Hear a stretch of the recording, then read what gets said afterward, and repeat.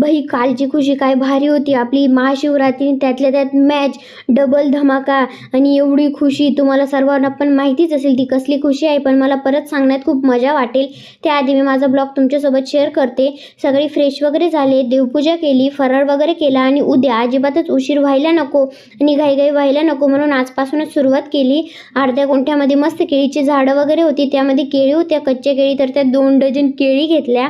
त्यानंतर मम्मीकडे छोटे छोटे मेणबत्त्या होत्या, तर त्यांना डबल बॉइलिंग मेथडनी एकत्र करून मोठी मेणबत्ती तयार करून दिली. त्यानंतर मॅच लागण्याच्या आधीच मी माझा सर्व पसारा आवरला, कारण मॅच बघायची होती, इम्पॉर्टंट होती म्हणून.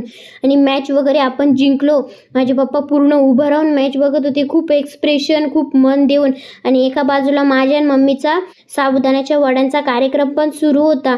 मस्त मॅच वगैरे जिंकलो आम्ही, महाशिवरात्री सेलिब्रेट केली, मॅच बघितली.